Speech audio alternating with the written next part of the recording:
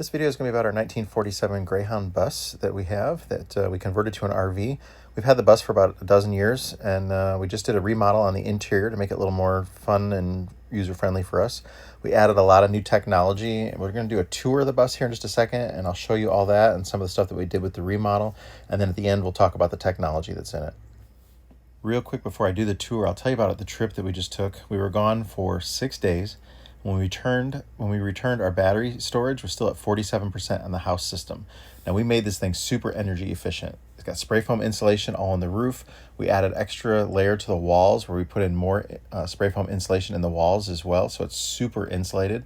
Some of the windows that we blocked off, they're all super insulated behind the windows too, so it's just so much more energy efficient heat loss wise than it ever used to be. We added another inch of insulation in the floor, so we raised the floor an inch. I didn't need the height, so we were able to do that as well. Now our bus is small, like compared to modern buses. You can see how much smaller we are compared to a modern bus. It's 35 foot long, but super energy efficient, and because of all that insulation and the way we did everything, we're able to really conserve energy, plus the energy efficient items that we added to it as well that we'll get to again at the end of the video. But here, check out the tour of the newly remodeled interior.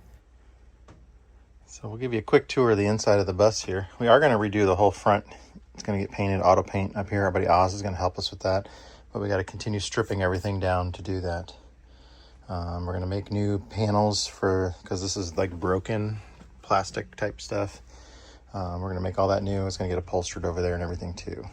And then as you come in, we have the flooring there.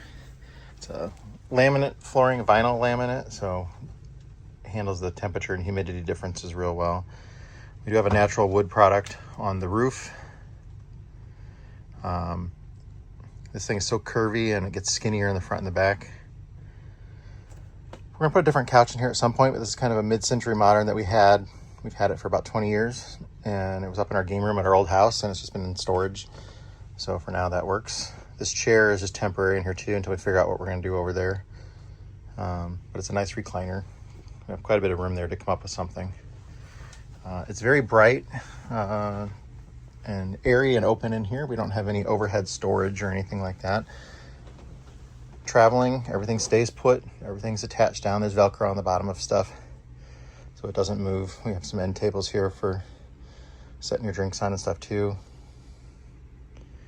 The kitchen area, we do have a stovetop, a induction heater cooktop that we can set up in here and use too. And then we've got the microwave, which is also an air fryer as well. The sink has the cutting board, and there's a colander. There's another attachment that goes in here too, a drying rack that goes across the top. Pulls out, it goes in. It has a couple cool features. And if you turn it the other way, you have the rinse the dishes off there. Hot and cold water. We have a water heater switch on the wall that we can turn the water heater's electric on and off if we use it or not. We got extra storage around the corner there. Vacuum cleaner and stuff is back there. Garbage can fits nicely. Doesn't move around during the trip at all. All the drawers have the child latches on them, so they can move just a little bit, but they actually don't open. We might put marine locks on them or some magnetic catches in there as well. But none of them have ever come open or anything on this trip. Stainless steel, small apartment size fridge. It's actually attached to the ground. Plus there's wood up on top of it here too that goes to the ceiling, so it literally can't tip forward. If we were in an accident or something, it cannot move. And it's attached to the wall as well. So it's attached to the floor, and it's got that physical break in there. You do have the mini split air conditioner there. And then we also have the airlock that we put on there. It's a little ionizer that gets rid of odors and smells and stuff, and that's a nice little addition. It's not really made for mini splits, but it mounts on there and you don't really notice it, and helps, especially with construction. It really helped to get rid of a lot of the paints and adhesives and that kind of, stains and those kinds of smells. But for your RV, it's great for your toilet smells and things like that too. It puts out, you don't want to touch those two little things. You'll get a little zing on it if you do that. And then we've got some reading lights in the front as well. And then the touch lights on the ceiling. We just have a little switch there for them. We're not all the way done. There's still more trim. We haven't done the grout yet on the tile back there. That's a cool little toaster. It's super thin, so it stores away nice. Convenient to use. And plenty of cabinet storage space in the kitchen for us here. Several of the windows open. They're sliders. We blocked off a lot of windows. The windows that weren't sliders, we blocked off and then super insulated.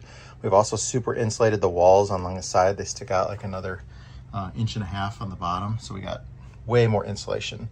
When I put the flooring down, I did an extra inch layer of insulation under the floor. I'm not tall, so I didn't need the headroom in here, and I'd rather have that insulation after living in it for 5 years full time. We knew that we wanted to have that floor insulated more.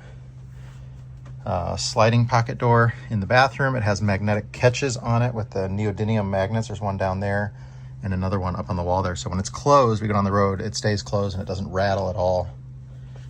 And then we have storage shelves in the bathroom. The bathroom really hadn't changed except for the flooring is one piece of continuous vinyl, and it's raised up along the sides, so you can have like 2 inches of standing water in there, which is nice when you're not level at the campsite. And if you're level, the shower drain works perfect. It's a whole room is a wet room. You can just sit on the edge of the toilet there and just take your shower, or you can stand if you want to. There's plenty of room. Shower head there, sink, just a little bowl sink that we made there. Yeah, but the whole room is a wet room. Tile wall and tile overhangs the other flooring, so no water damage or anything from that. And then we do have a vent fan in here, and I didn't mention the one out here too. This is one of the Max Airs that's here. It's very convenient and easy to use, and it helps keep things cool. I did design the ceiling as a drop down, this kind of access panel in the middle, and I wanted to make it where it hangs down like 3/4 of an inch, and then put some lighting along the side of it so it would have side lighting as well. I just haven't got to that yet, but that is the initial plan, or the plan that we're going to do there. But it is so energy efficient in here. Come back to the bedroom. So we have a large queen bed in here, lots of storage under the bed. We made it a little extra high so that our suitcases fit underneath of it. So we got a lot of storage under there for that. And it's a nice homey kind of feel in here. Same thing with the lights up on the ceiling. Got a big storage cabinet in the back right there. And we extra insulated everything along the walls in here. Even the ceiling has more insulation than what we had before. There's foil up there plus spray foam insulation. But and then we have the rooftop air unit back here. That this one's DC powered, so it's super energy efficient. It's only like 500 something watts to run this thing to keep it cool, compared to a regular rooftop air. And it's so quiet you can't even hear it running outside compared to a regular rooftop air, which is very, very loud. But a regular rooftop air, even the inverter type, you're converting DC power to AC power and then back to DC power for the inverter. This one is just run off DC power. So just coming straight from the batteries, there's none of that conversion loss. So that's why it's extra energy efficient. They make them in 12 volt and 24 volt units. We're not sure what we're gonna do in the big area in the bedroom here yet, if we're gonna put a dresser in or what. So we have a big, large open area with nothing yet, but eventually it's gonna have something. We just haven't figured out what we're gonna do yet. We used to have a big dresser in here, but I don't think we're gonna, if we're not living in it full time, we might come up with an office space or just something different back here. But no TV in the bedroom. We did do a TV all the way up front in the bus, hanging there above the driver. And it's not a huge TV, but just enough for you to watch some Bus Grease Monkey videos or something on YouTube.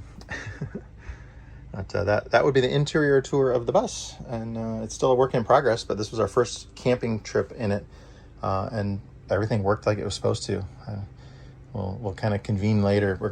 We did make some window coverings that go in the windows. We glued these neodymium magnets to the wall, and then we put the window covering in there and then put another magnet on it. It holds it right in place nice and tight.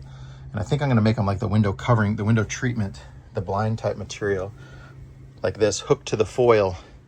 And then that'll look like a window covering, so it'll look nice and you don't see the foil stuff. So I think we're gonna try something like that maybe at first and see if it works. But the neodymium magnets, they work great.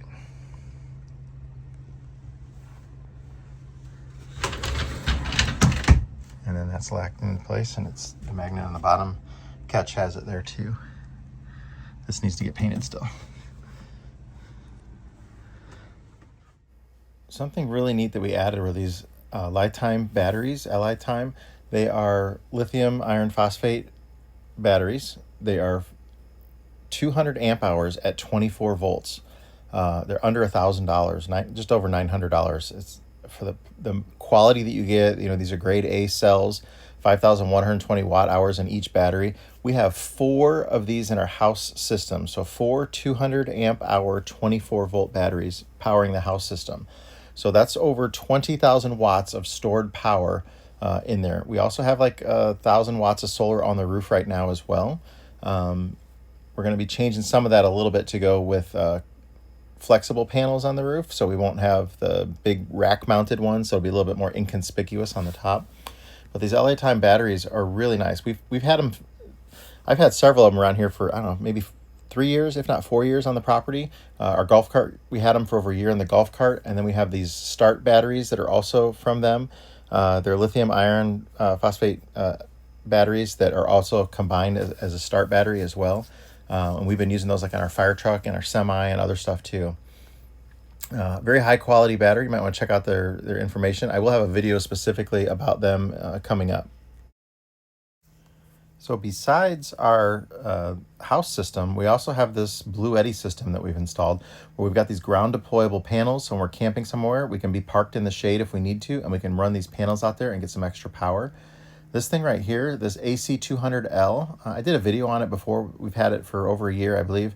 And then I have these expansion pack batteries that go with them, that each one hold just shy of 3,000 watts of battery power. So you can hook up 2 of these portable extendable batteries to the 200L. I have 3 of them, so the third one I use as a spare. I can hook up and use it just for extra storage. But it's just a nice way to have an extra solar power generator on board. We just camped for 6 days, and we never ran a generator and never plugged in, and we were able to make it just by having the type of system that we have for the house system and by how energy efficient all of our systems are. We had this Mr. Cool mini split installed in the bus already. That's why we still have it. It is extremely energy efficient, but not quite as efficient as the rooftop air that we have in the back bedroom. And then we also have that airlock air purifier smell killer thing in there, and that works really well as well. All of our appliances are electric, so the electric refrigerator, electric microwave, that's also a convection oven, air fryer as well, and then our water heater is electric too. So everything is run off the electricity from the solar panels and the batteries that we have on board. Because my start batteries are only 12 volts, we hooked this up with a solenoid to the alternator when we're driving with the engine down the road. It's a DC to DC converter, so it's taking the 12 volt electricity from the alternator and taking about 400 watts of that and adding it back into the house system, the 24 volt house system, as we're going down the road. And then of course the bus is powered by this 2-stroke 71 series diesel, inline 6-cylinder diesel that we rebuilt it in a series of videos a few years ago. It's been more than 5 years now, but it runs strong, and this thing will fly down the highway and keep up with anything on the highway. It's super powerful, and it sounds awesome. Enjoy this video and listen to the sounds of this nearly 80-year-old bus flying down the highway, passing semis like nothing.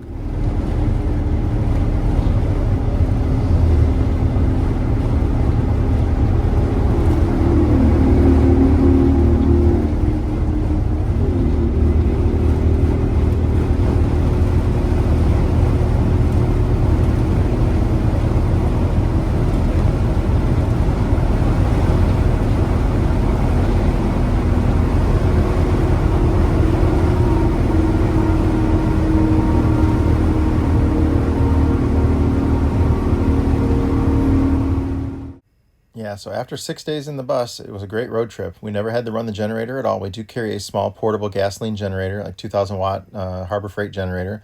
Works great if we need it, but we did not need it at all. 6 days on the road. It was 90 degrees some of the days. The one day driving day, 90 degrees. The one air conditioner, the Mr. Cool, kept the bus plenty cool for us to go down the road. We do add an extra fan on the floor to blow the cold air from the floor forwards. That helps, but it does keep the bus, you're very comfortable. You're not sweating at all. Sunny and 90 degrees outside, normally you would bake. So just the one air conditioner is enough for that. The bedroom air conditioner is super energy efficient. The solar panels on the roof, the ground deployable panels, everything just worked out amazing for us. That was our first trip since the remodel. We're going to keep adding some more technology and a few more things to the bus. A few more upgrades and things like that too. So stick around, come back in the future and look for more updates on the bus project.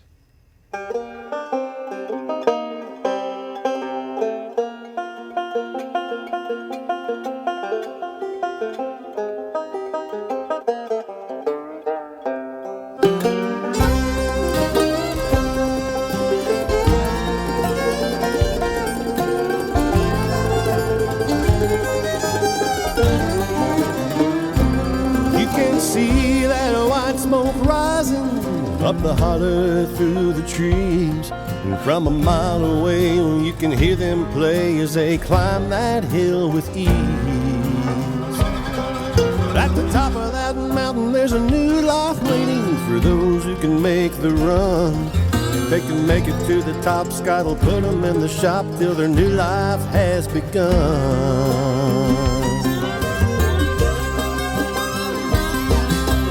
Bus Grease Mountain, where the buses come to run. Bus Grease Mountain, we're gonna get that big job done.